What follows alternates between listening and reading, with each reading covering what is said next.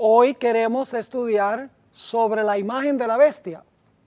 Una imagen que va a hacer en honor a la bestia que tiene dos cuernos como cordero. Pero antes de entrar a nuestro estudio, queremos pedir la bendición del Señor. Así que les invito a inclinar sus rostros conmigo con reverencia y vamos a pedir la presencia del Señor. Padre Celestial, venimos ante tu trono en estos momentos, agradeciéndote por tus múltiples bendiciones, agradeciéndote especialmente por tu palabra. Sabemos que en este mundo hay tanta confusión, pero tu palabra endereza todo y nos ayuda a entender todo con claridad. Pedimos que al estudiar sobre la imagen de la bestia, que tu Santo Espíritu nos instruya sobre qué significa esto, porque sabemos que estamos viviendo en los tiempos cuando se van a desencadenar los eventos finales.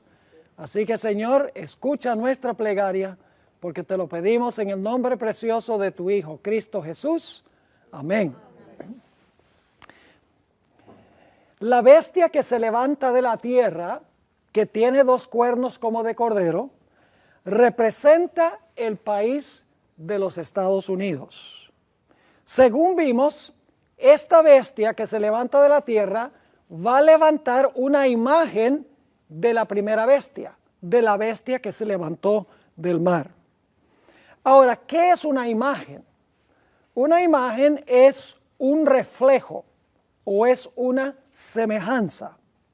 Siendo que la bestia va a ser, la bestia que se levanta de la tierra va a ser una imagen de la primera bestia, necesitamos saber quién es la primera bestia y necesitamos saber cuáles son las características que tenía esa bestia.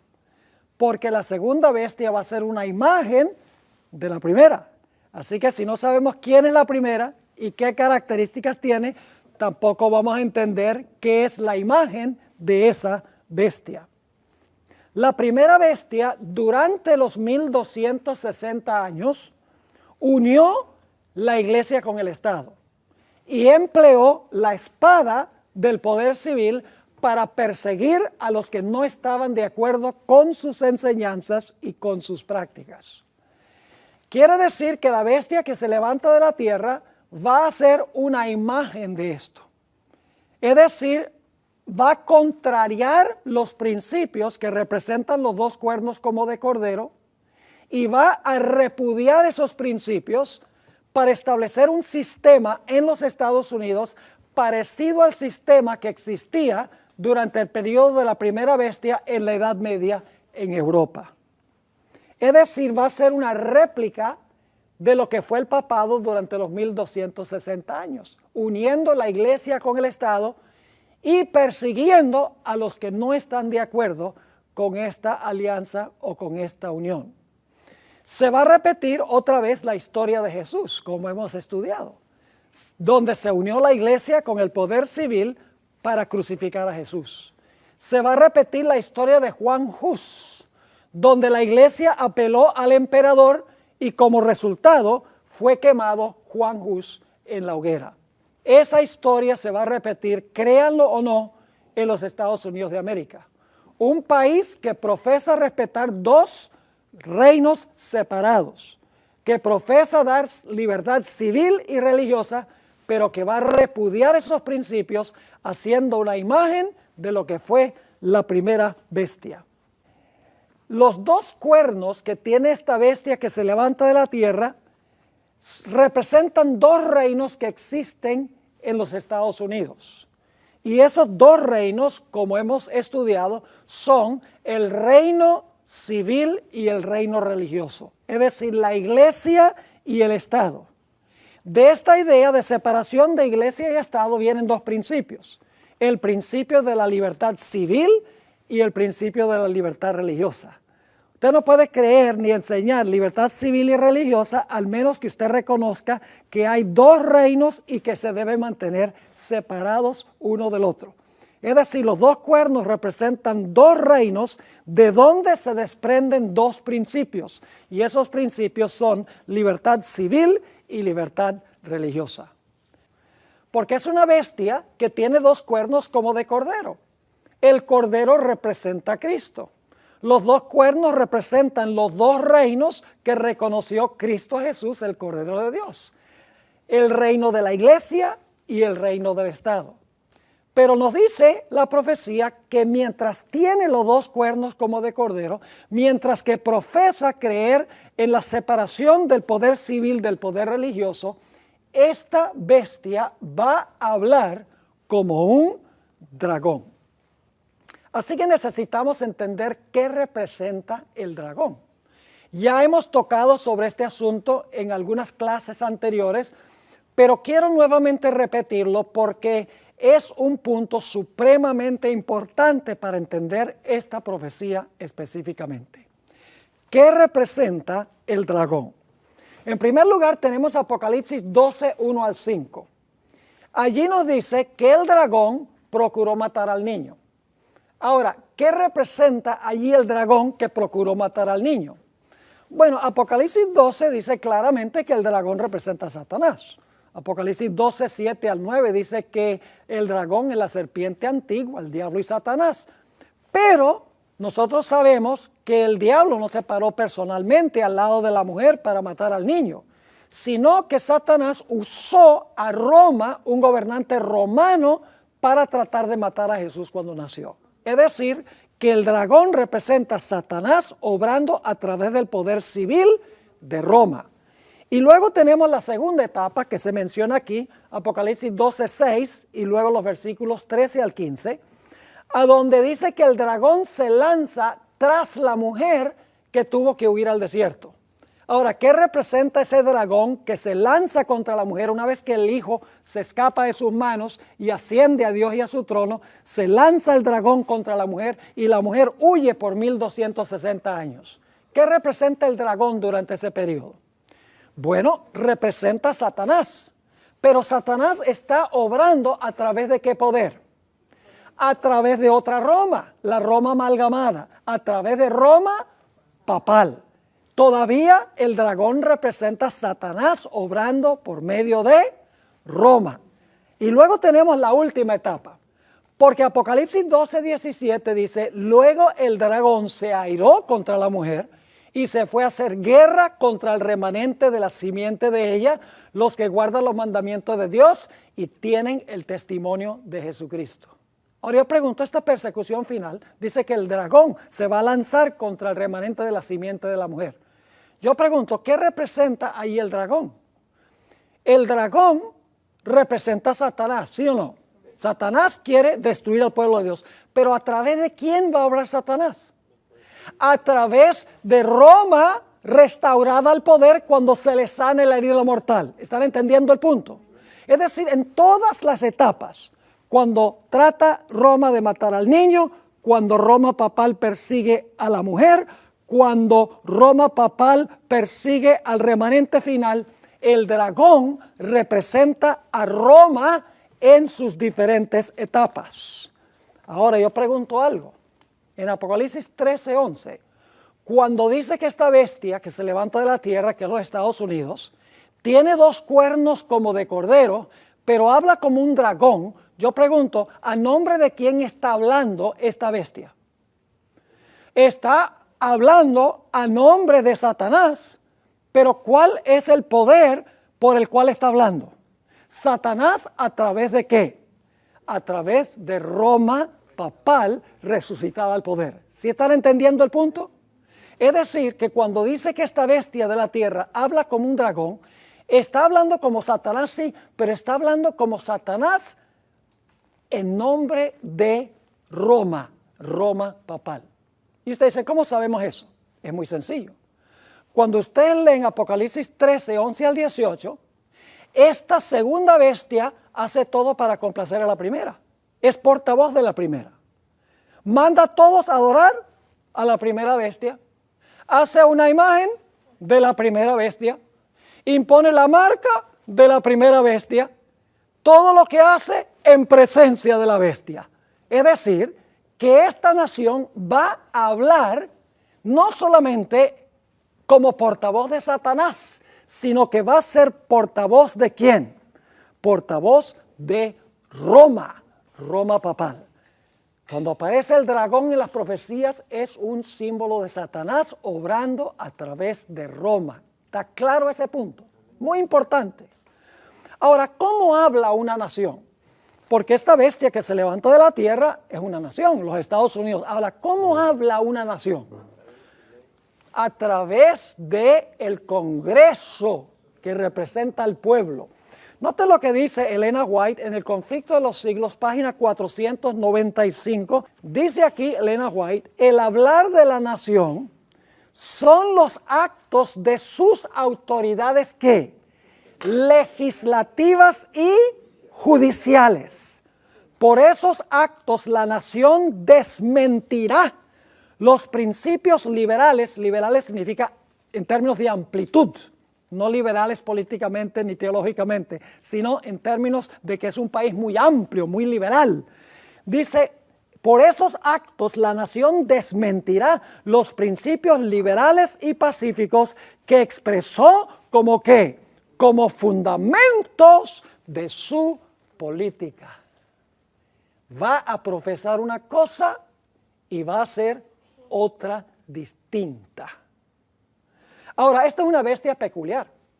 Hemos mencionado que es peculiar porque es la única vez en las profecías a donde se identifica qué clase de cuernos tiene una bestia.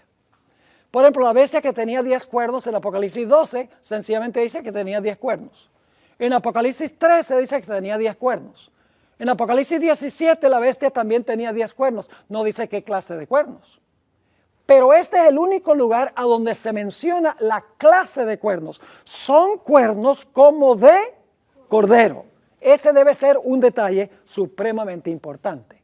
El cordero representa a Cristo. Los cuernos son reinos. Es decir, debemos buscar cuáles dos reinos reconoció esta nación. Y yo pregunto, ¿cuáles son los dos reinos que reconoció los Estados Unidos que había reconocido de antemano el Señor Jesucristo? El poder civil y el poder ¿qué? Religioso. Como dice Mateo 22, Jesús declaró, dad pues a César lo que es de César y a Dios lo que es de Dios. Ahora fíjense, en los Estados Unidos, muchos cristianos de hoy dicen que debemos ser patrióticos y cristianos.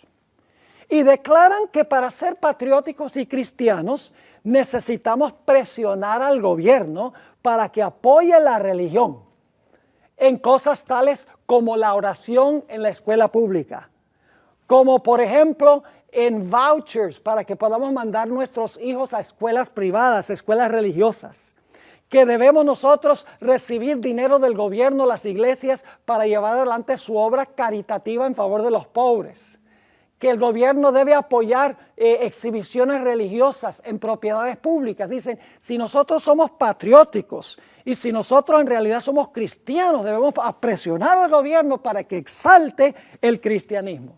Pero escuchen bien, ya hemos visto que separar los asuntos de la iglesia de los del Estado es cristiano, porque eso fue lo que hizo Cristo. Unirlos es característica del anticristo, no de Cristo. Así que ser cristiano significaría no usar el poder civil por parte de la iglesia.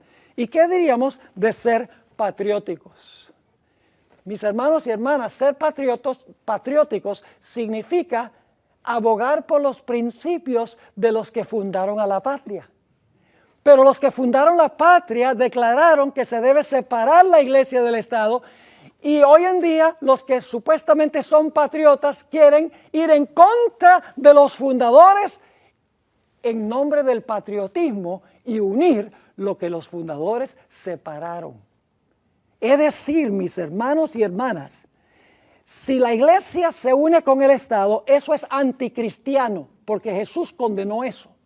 Y es antipatriótico porque los fundadores también condenaron eso. Ahora, quiero que repasemos la primera enmienda a la Constitución de los Estados Unidos. Ahí se encuentran los dos principios cardinales de los cuales hemos estado hablando: el poder civil y el poder religioso, libertad civil y religiosa. Ya la leímos ayer a esta enmienda, pero vamos a leerla de nuevo. Consta de 3 cláusulas. La primera cláusula se conoce como la cláusula del establecimiento, que el gobierno no puede establecer religión. La segunda cláusula se conoce como la cláusula del libre ejercicio. El gobierno no puede prohibir que usted practique su religión. Y la tercera cláusula tiene que ver ya con derechos civiles. Es decir, la primera enmienda a la Constitución, que es parte de la Constitución, garantiza libertad religiosa, porque el Congreso no puede hacer leyes que imponga religión ni que prohíba religión, y también tiene el segundo cuerno porque garantiza libertades civiles. Noten lo que dice la primera enmienda. El Congreso no hará ninguna ley, porque el Congreso redacta las leyes, ¿verdad que sí? El Congreso no hará ninguna ley que tenga que ver con el establecimiento de religión. Ahora, ¿saben lo que han dicho algunos evangélicos y pentecostales y algunos que quieren emplear el poder del gobierno? Ellos dicen, la primera enmienda lo que prohíbe es que el gobierno establezca una religión por encima de otra. Pero no prohíbe que el gobierno favorezca por igual a todas las religiones. Pero eso no es cierto. Porque la primera enmienda no dice, el Congreso no hará ninguna ley que tenga que ver con el establecimiento de una iglesia o de una religión. La primera enmienda dice, el Congreso no hará ninguna ley que tenga que ver con el establecimiento de religión. Es decir, el gobierno de los Estados Unidos, el Congreso no puede hacer ninguna ley que tenga que ver con religión, ninguna ley religiosa. Esa es la primera cláusula de la primera enmienda. Ahora viene la segunda. Ni que prohíba el libre ejercicio de ella. Es decir, el gobierno a través del Congreso no puede establecer leyes que impongan alguna observancia religiosa, ni tampoco pueden prohibir que usted practique su religión libremente. Y luego viene entonces la tercera cláusula de la primera enmienda que dice, ni que coarte la libertad de expresión. ¿Ese es un derecho civil, sí o no? Claro que sí. Ni la libertad de la prensa, ¿es un derecho civil? Claro que sí. O el derecho que tiene el pueblo de reunirse pacíficamente. ¿Eso es un derecho civil? Claro que sí. Y de pedirle al gobierno que se les haga ¿qué cosa? Que se les haga justicia. Es decir, la primera enmienda a la Constitución de los Estados Unidos se encuentra en los dos cuernos. Plena libertad civil y religiosa. El gobierno no puede dictar nada que tenga que ver con religión, ni establecer ni prohibir la práctica de la religión, y debe garantizar plenitud de libertades civiles. Los dos cuernos están en la primera enmienda a la Constitución de los Estados Unidos. Ahora, hay dos historias en el libro de Daniel que ilustran estas dos primeras cláusulas de la primera enmienda. Esas dos historias son las que encontramos en Daniel 3 y en Daniel 6. Ustedes saben que en Daniel el capítulo 3, el rey, que era el gobernante civil, estableció una observancia religiosa, ¿sí o no? Porque levantó una imagen.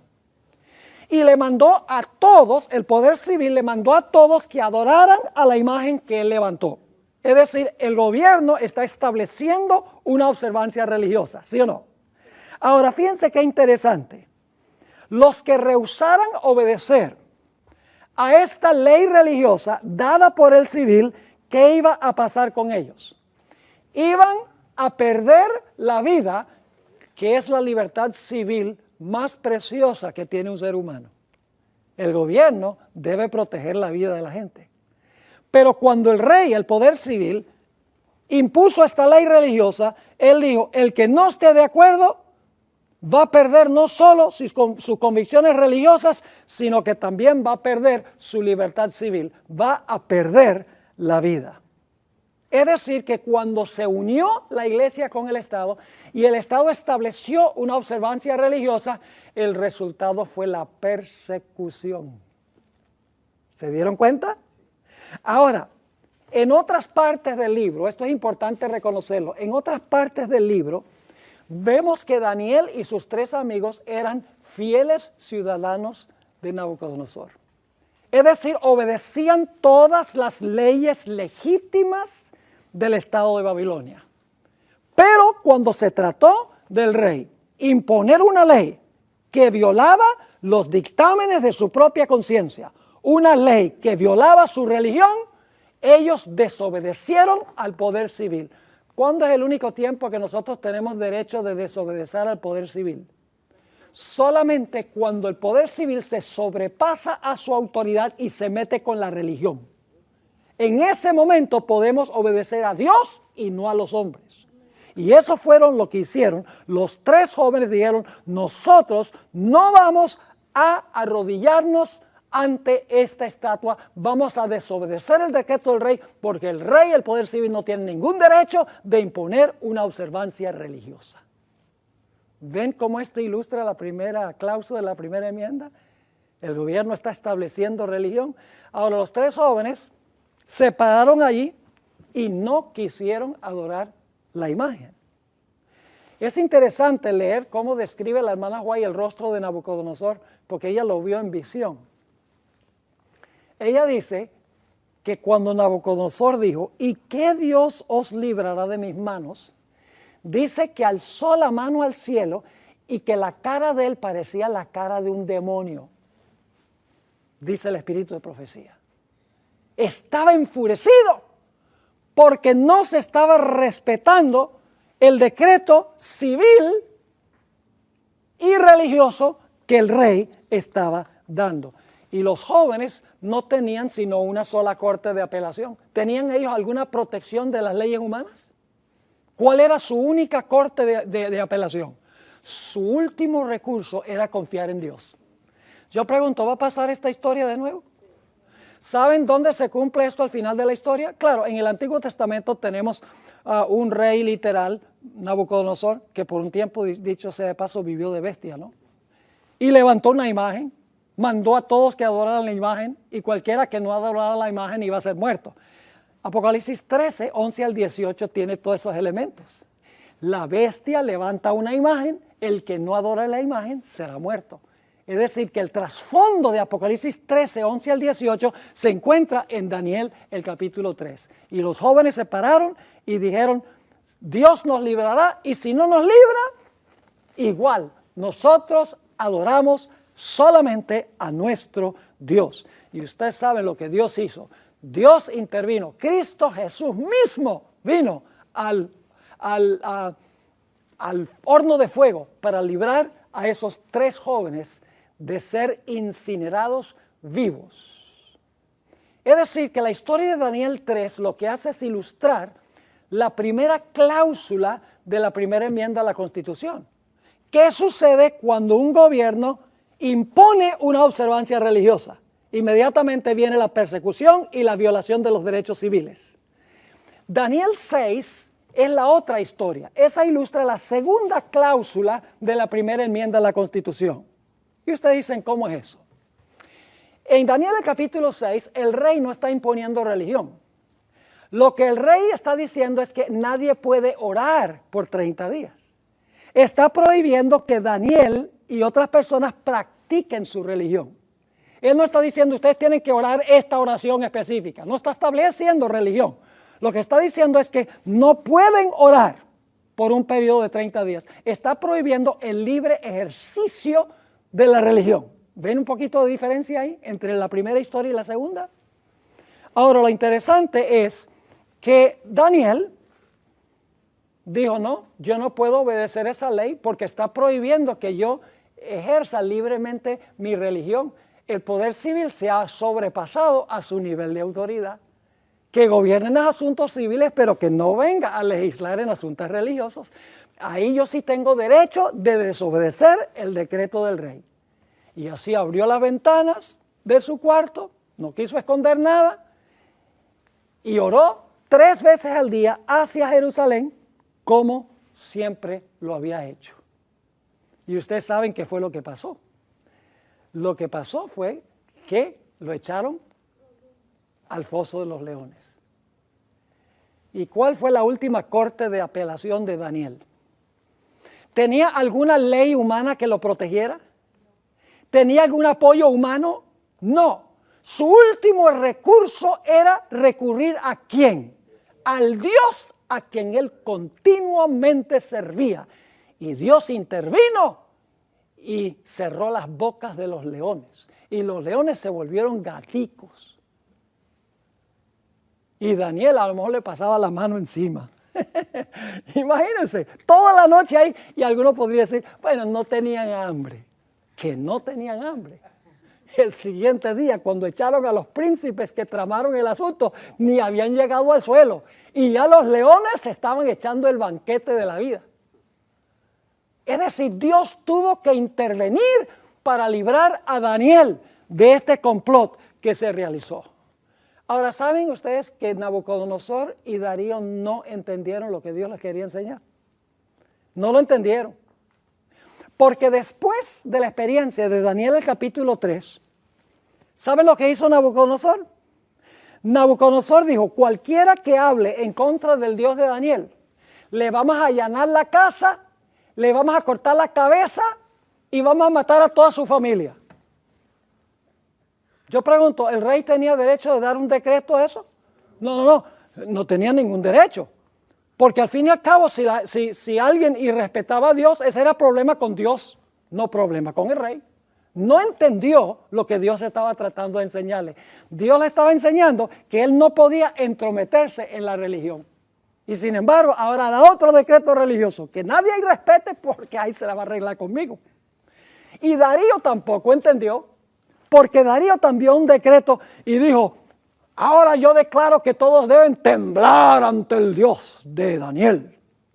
Ningún poder civil puede decirle a la gente que tiemble ante ningún Dios, porque ese es un deber que yo le debo a Dios. Yo no le debo eso al poder civil, no le debo eso al Estado. ¿Me están entendiendo? No entendieron ellos lo que Dios quería enseñarles. Ahora hablemos un poco de la primera enmienda a la Constitución en el tiempo del fin. Es casi increíble, pero va a suceder, que en los Estados Unidos de América, estos dos principios que se basan en la idea de dos reinos separados, se van a violentar. Y se están tomando ahora pasos, poco a poco, a donde eso se ve que puede suceder. Lo que va a suceder es que el gobierno de los Estados Unidos, el Congreso de los Estados Unidos, no va a deshacerse de la primera enmienda. Lo que van a hacer es violentar las cláusulas religiosas de la primera enmienda mientras que proclaman leyes civiles en contra del pueblo de Dios. Es decir, lo que va a hacer el Congreso es redactar leyes que impongan la observancia del domingo. Yo pregunto, ¿sería eso una ley religiosa? ¿Sería eso una violación de la Constitución de los Estados Unidos? De la primera enmienda, decir que todos tienen que guardar el domingo. Hasta un niño lo puede entender. Y usted dice, entonces no puede suceder, porque si la Constitución dice que el Congreso no puede hacer ninguna ley que imponga una observancia religiosa, ¿cómo va a imponer el domingo? Entonces yo pregunto, ¿cómo es que una bestia que tiene dos cuernos de cordero habla como un dragón? Es decir, contradice su profesión en la práctica. Ahora yo pregunto, ¿una ley que prohíba la observancia del sábado sería inconstitucional? Claro, porque está prohibiendo que usted practique su religión. Imponer el domingo significa que está estableciendo una observancia religiosa. Diciendo que no se puede guardar el sábado es prohibiendo que usted practique su religión. Sería inconstitucional. La hermana White dice que va a venir el día en que el Congreso de los Estados Unidos va a hacer una ley que imponga el domingo y que prohíba la observancia del sábado. Note lo que dice el libro Maranata, página 177. Dice, vendrá el tiempo en que los hombres no solo prohibirán trabajar el domingo, sino que procurarán obligar a los hombres que trabajen el sábado. Y se les pedirá que renuncien el sábado y se suscriban al domingo, y si no lo hacen, se les exigirá que entreguen, ¿qué cosa? Ahí está el derecho civil, que entreguen su libertad y ¿qué más? Y su vida. ¿Y saben lo que va a pasar aquí? Yo pregunto, ¿cuál fue el poder que pensó que podía cambiar la ley durante los 1260 años? Roma papal. Pensó que podía cambiar la ley. ¿Cambió? según ella, el día de reposo del sábado al domingo. ¿Sabe lo que va a pasar en los Estados Unidos? Estados Unidos va a completar, especialmente el protestantismo, va a completar la apostasía de la Iglesia romana. Porque la Iglesia romana cambió la ley y los Estados Unidos va a imponer ese cambio del día de reposo por ley en los Estados Unidos. Ahora usted dice, pastor, eso es una imposibilidad. Porque en realidad imponer una ley dominical sería una violación de la primera enmienda de la Constitución. Prohibir guardar el sábado sería una violación de la primera enmienda a la Constitución. ¿Cómo es que podría pasar eso? Tendría que pasar cuando suceden ciertas cosas, indudablemente, en los Estados Unidos. La hermana White describe varias de estas cosas. Va a suceder en un periodo de emergencia nacional. Ustedes recuerdan lo que pasó, tal vez no estaban aquí en los Estados Unidos, pero el 9/11, cuando se estrellaron los aviones con las Torres Gemelas en Nueva York, pasó algo muy interesante. Todo el mundo se volvió religioso. Las iglesias se llenaron. No conseguía uno en librerías Biblias, ni tampoco libros sobre las profecías de Nostradamus. Pues todo el mundo estaba curioso de ver si eso estaba profetizado en alguna parte. Cuando hay un desastre nacional, la gente se vuelve bien religiosa. Y eso puede ser bueno o puede ser malo. Es malo si uno se vuelve religioso por miedo. Yo no tengo dudas que la ley dominical se va a imponer en los Estados Unidos en un tiempo de emergencia nacional. En un tiempo cuando hay una criminalidad galopante. En un tiempo cuando hay una cantidad de desastres naturales sin par. En un tiempo de una implosión de la economía del país, como la Gran Depresión de 1929. En un tiempo cuando el espiritismo está creciendo y se están supuestamente apareciendo personas que murieron para decir, todo esto está pasando porque no se guarda el domingo, porque la gente no está yendo a la iglesia el domingo. En todas esas circunstancias de emergencia nacional es a donde se podría explicar que se va a violentar la primera enmienda a la Constitución de los Estados Unidos. Ahora, los Estados Unidos tiene 3 ramos de gobierno, como muchos otros países. Tiene el ramo ejecutivo, el ramo legislativo y el ramo judicial. Son los tres ramos de gobierno que tienen los Estados Unidos. Ahora, el poder legislativo redacta las leyes. El poder ejecutivo hace cumplir las leyes y el poder judicial interpreta las leyes, por lo menos la Corte Suprema, interpreta las leyes y dice si son constitucionales o no son constitucionales. Ahora, a veces yo cuando estoy presentando estas cosas en diferentes sitios hago la pregunta, ¿cuál es el ramo de gobierno más poderoso en los Estados Unidos?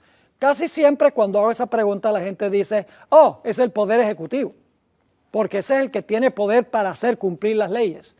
Pero en los Estados Unidos, el ramo de gobierno más poderoso no es el ejecutivo ni el legislativo, es el poder judicial. Particularmente la Corte Suprema de los Estados Unidos.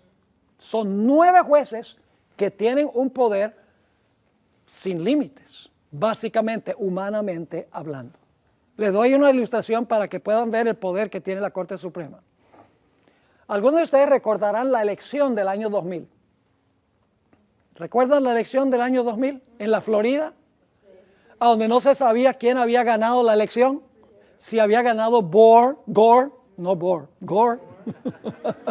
Dios me libre de eso. Si había ganado Gore o si había ganado, ¿quién era el otro candidato? Bush, o si había ganado Bush. Y ustedes recuerdan que eso fue llevado a un tribunal, otro tribunal un poco más alto, otro tribunal, estaban metidos los abogados, había una discusión que si se iban a recontar los votos, si no se iban a recontar los votos, era un desorden, era una comedia para el mundo, en realidad. La gente decía, ¿cómo puede pasar eso en los Estados Unidos, un país que es tan organizado con una tecnología tan avanzada? Pero ¿saben lo que pasó finalmente? Finalmente el asunto fue a la Corte Suprema.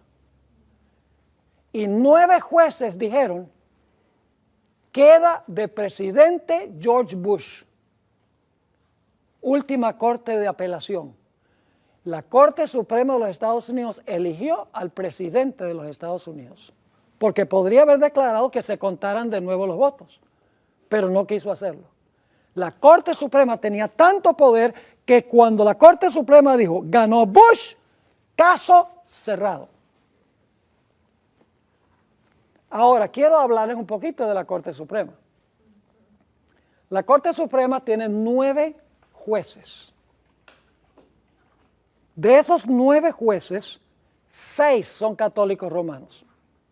A pesar de que solamente el 25% de la población de los Estados Unidos es católica, el 66% de los jueces son católicos. Los jueces católicos, ustedes tienen los nombres aquí, el juez supremo de la Corte Suprema, John Roberts, los asociados Antonin Scalia, Clarence Thomas, Anthony Kennedy, Samuel Alito y finalmente la última, Sonia Sotomayor. Los medios de comunicación en los Estados Unidos están casi completamente controlados por los católicos. Es increíble. Además de eso, la Iglesia Católica se ha echado al bolsillo a Barack Obama, quien ha viajado hasta el Vaticano en varias ocasiones para entrevistarse con el Papa.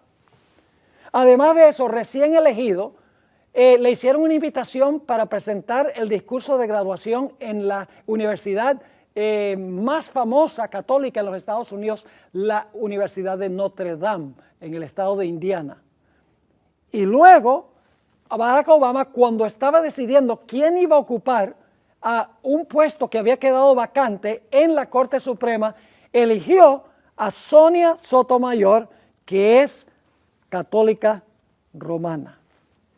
Ahora, lo interesante, hermanos y hermanas, es que no hay ninguna evidencia de que esta tendencia no continuará.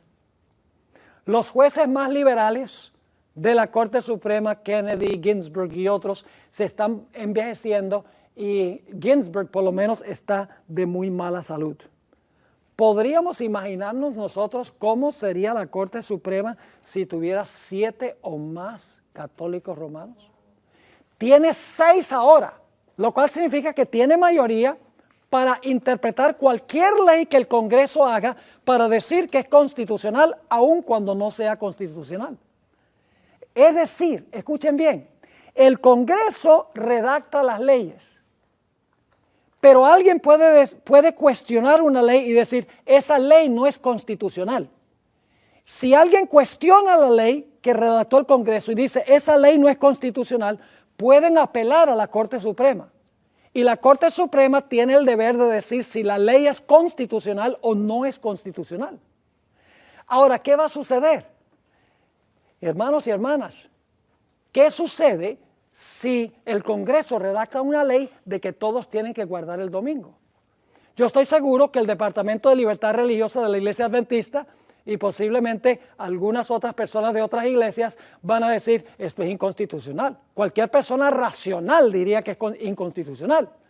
Y entonces van a decir, esto hay que apelarlo. Y empiezan el proceso de apelación a las Cortes Menores y entonces finalmente sube a la Corte Suprema.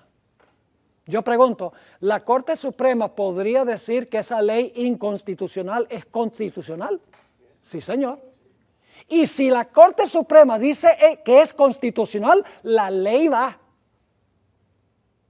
Ahora, ¿qué tal si se propone una ley del Congreso de que nadie puede ir a la iglesia el sábado? Nadie puede guardar el sábado como día de reposo. Yo estoy seguro que el Departamento de Libertad Religiosa de la Iglesia Adventista y otros individuos, tal vez de otras iglesias que abogan por la libertad religiosa, dirían, no, eso no puede ser. Esa ley es inconstitucional porque prohíbe el libre ejercicio de la religión, prohíbe que la gente guarde su día de reposo. Otra vez se apela a las Cortes Menores, sube hasta llegar a la Corte Suprema. ¿La Corte Suprema podría declarar que esa ley inconstitucional es constitucional? Claro que sí. Y si lo dice así, la ley va. Ahora podemos entender un poquito más. ¿Cómo es que esta bestia tiene 2 cuernos como de cordero? Y al mismo tiempo va a hablar como un dragón. No es que se quiebran los dos cuernos, no es que van a decir, eliminemos la primera enmienda. No, van a quedarse con la primera enmienda, donde garantiza que la ley no puede establecer religión ni prohibir el libre ejercicio de la religión y va a garantizar los derechos civiles, ahí en la primera enmienda, pero en la práctica van a contradecir lo que dice la Constitución. ¿Les quedó claro ese punto? Ahora, quiero leerles del Espíritu de Profecía lo que dice la hermana White, y la viejita sabía de qué hablaba. Escuchen bien, la hermana White escribió estas cosas cuando los protestantes no querían nada que ver con los católicos. Pero ella dijo, los católicos y los protestantes se van a unir. Y mañana les voy a compartir algunas cosas increíbles que están pasando entre los protestantes y los católicos. Que yo lo había leído decir, va a pasar, pero verlo es otra cosa distinta. Que sencillamente leer, sí, viene algún día, pero viéndolo ahora en nuestro medio es algo espectacular. La hermana White escribió hace más de 120 años. Fíjense lo que dijo. En la Review and Herald, diciembre 11, 1888, dice ella, ellos, los cristianos, no se dan cuenta que cuando un gobierno protestante no significa que su religión es protestante, significa que es protestante en el sentido de sostiene los dos principios sobre los cuales se basa el protestantismo. Los cristianos no se dan cuenta que cuando un gobierno protestante sacrifica los principios que la han hecho una nación libre e independiente, y por medio de medidas que legislativas introducen a la Constitución principios que propagan las falsedades y los engaños papales, están sumiendo al país en los horrores romanos de las edades oscuras. ¿Vamos a volver a lo que pasó en la Edad Media, sí o no? La Biblia lo llama la gran tribulación cual jamás se ha visto en la historia del planeta Tierra. Algunos adventistas dicen, pastor, eres un alarmista. La Corte Suprema de los Estados Unidos tiene jueces que son patrióticos y nunca retornarían a los Estados Unidos a la condición en que estaba la iglesia durante los 1260 años. Además, la iglesia católica ha cambiado. Hay teólogos adventistas que están diciendo eso ahora. Fíjense lo que dijo la sierva del Señor, El conflicto de los siglos, página 637. La iglesia católica romana, con todas sus ramificaciones en el mundo entero, forma una vasta organización bajo el control de la sede papal y destinada a servir los intereses de ésta. Instruye a sus millones de adeptos en todos los países del globo para que se consideren obligados a obedecer ¿a quién? A obedecer al Papa, exactamente. Sea cual fuere la nacionalidad o el gobierno de estos, deben considerar la autoridad de la iglesia por encima de todas las demás. Aunque juren fidelidad al Estado, siempre quedará en el fondo el voto de obediencia a Roma, que los absuelve de toda promesa contraria a los intereses de ella. Saben que recientemente políticos protestantes se han convertido al catolicismo. ¿Saben quién es Jeb Bush, que fue gobernador del estado de la Florida? Era metodista. La esposa católica se convirtió al catolicismo. ¿Han oído hablar de Newt Gingrich, que se postuló como precandidato para la presidencia de los Estados Unidos? Era bautista y se convirtió al catolicismo. ¿Han oído hablar de Tony Blair, el primer ministro de Gran Bretaña? Él era anglicano y se convirtió a la Iglesia Católica. Grandes políticos del mundo están uniéndose con la Iglesia Católica, y mañana les voy a hablar de pastores protestantes que están haciendo exactamente lo mismo. Algunos dicen, no, pastor, usted es un alarmista, no hay nada que temer, el papado ha cambiado. Mire cómo el papado habla de ayudar a los pobres. Judas también hablaba de ayudar a los pobres. Y se le llama el hijo de perdición, que es el mismo nombre que le da segunda Tesalonicenses al hombre de pecado. Es una fachada. Dice, aboga por los pobres, por la vida, por la buena moral, en favor del matrimonio convencional. El papado ha cambiado, dicen. Pero yo pregunto, ¿cuántos de los dogmas de la Iglesia Católica han cambiado? ¿Todavía creen las indulgencias? ¿Todavía creen que podemos pedirle favores a María? ¿Todavía ahora por los muertos y a los muertos? ¿Todavía cree que el domingo es el día de reposo? ¿Todavía cree que María es la madre de Jesús, la madre de Dios? ¿Todavía creen que María fue concebida sin pecado? ¿Todavía creen que María ascendió corporalmente al cielo? ¿En qué doctrina ha cambiado la Iglesia Católica? En ninguna. Lo que ha tenido es un facelift. Le han puesto maquillaje, le han arreglado el pelo para que se parezca, que sea diferente, pero en su esencia es una iglesia y un estado con aspiraciones de dominio global. Téngalo por cierto que eso es correcto. Fíjense lo que dijo un teólogo católico. Dijo, en la minoría somos como un cordero. En la igualdad somos como una serpiente.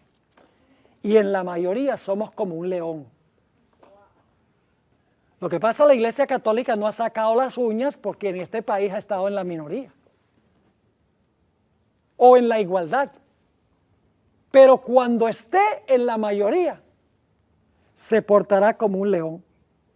La mejor descripción del papado la da el espíritu de profecía. En el conflicto de los siglos 6-28. No hay mejor explicación en ningún libro que yo haya leído que la que da la hermana Guayaquil, la que voy a leer ahora. Forma parte de su política asumir el carácter que le permita realizar mejor sus fines. Pero bajo la apariencia variable del camaleón, ¿saben lo que es un camaleón? En El Salvador tienen camaleones, yo sé, en Latinoamérica hay camaleones. ¿Qué hace un camaleón? Cambia de color para parecerse al medio ambiente a donde está. Pero sigue siendo camaleón. Claro que sigue siendo camaleón. Así que la sierva del Señor dice, bajo la apariencia variable del camaleón, oculta el veneno invariable de la serpiente. La apariencia de camaleón, pero por debajo el veneno de la serpiente. Y usted dice, pastor, ¿por qué habla tan fuerte de la iglesia romana? Estoy hablando de la iglesia romana como organización. No a la gente dentro de la iglesia romana, porque hay gente, la mayoría del pueblo de Dios verdadero pueblo de Dios está en la iglesia católica. Y en las iglesias protestantes. Y no saben nada de esto. Y cuando lo saben, dicen, yo no me quedo aquí, yo salgo. No estamos hablando mal de personas, ni siquiera de sacerdotes, ni tampoco voy a hablar mal del Papa. Pero sí puedo hablar de la organización, porque la Biblia claramente contempla la organización. Es la naturaleza del papado perseguir a los que no están de acuerdo con el sistema. Y puede poner una cara muy bonita y decir, no, yo no voy a hacer eso.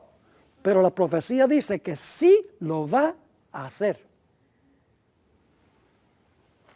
Nuevamente, forma parte de su política asumir el carácter que le permita realizar mejor sus fines, pero bajo la apariencia variable del camaleón oculta el veneno invariable de la serpiente. Hace más de 120 años, la hermana White escribió esto, será nuestra última cita de este segmento.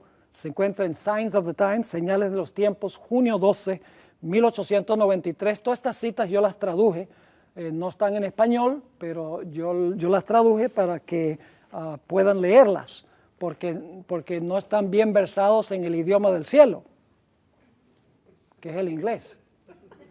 Y usted dice, no puede ser, es el español. No es el inglés, ¿saben por qué? Porque los gringos no hablan ningún otro idioma. Entonces Dios por misericordia, vamos a dejar que hablen inglés. No, es una broma nada más. Signs of the Times, junio 12, 1893. Escuchen bien. Cuando la tierra que el Señor levantó para darle refugio a su pueblo, para que pudieran adorarle conforme a los dictados de sus propias conciencias, la tierra sobre la cual Dios ha colocado por largos años el escudo de la omnipotencia, la tierra que Dios ha favorecido haciéndola depositaria de la religión pura de Cristo. Cuando dicha tierra, por medio de sus legisladores, eso sería un acto nacional, ¿verdad? Por medio de sus legisladores, repudie los principios del protestantismo y apoye la apostasía romana que procuró alterar la ley de Dios, entonces se revelará la obra final del hombre de pecado. Los protestantes, escuchen esto, los protestantes le brindarán toda su influencia y apoyo al papado. Y usted dice, imposible, pastor, eso no va a pasar. Está pasando. No es que va a pasar, está pasando. Y mañana les voy a compartir algunos datos que demuestran que está pasando.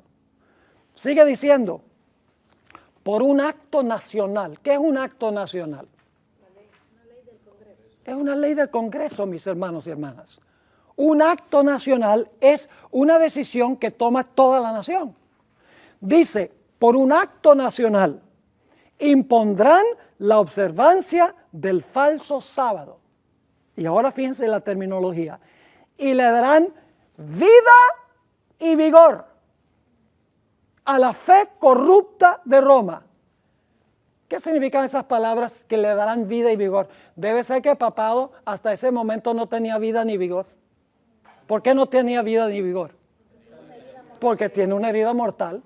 Y luego, por si acaso no entendieron lo que significa vida y vigor, sigue diciendo, por un acto nacional, impondrán la observancia del falso sábado y le darán vida y vigor a la fe corrupta de Roma, y así, ¿qué cosa? Revivirán, porque tiene una herida mortal, revivirán su tiranía y su opresión de la conciencia. Entonces será tiempo para que Dios obre con gran poder para vindicar su verdad, como lo hizo en Babilonia con Daniel y sus 3 amigos. Cuando el poder civil impuso religión y prohibió el libre ejercicio de la religión, Dios les dio cuerda y les permitió, dijo, háganlo. Pero cuando llegó a cierto punto, Dios dijo, hasta aquí y no más. Y Dios intervino y libró a los 3 jóvenes del horno de fuego por un milagro sobrenatural. Y libró a Daniel de las bocas de los leones, ahí en el foso de los leones. De la misma manera, mis hermanos y hermanas, cuando el pueblo de Dios al final de la historia sea perseguido por esta coalición, esta unión entre la iglesia y el Estado, esta unión fornicaria de la cual hablan las Escrituras, cuando la ramera se una con los reyes de la tierra y se una con el protestantismo, esta triple unión, nosotros no tendremos ninguna corte de apelación humana, pero tendremos la más grande corte de apelación del universo. Podremos apelar a Dios. Y el pueblo de Dios clamará día y noche por su liberación. Y Dios intervendrá espectacularmente para librar a su pueblo que confía en Él.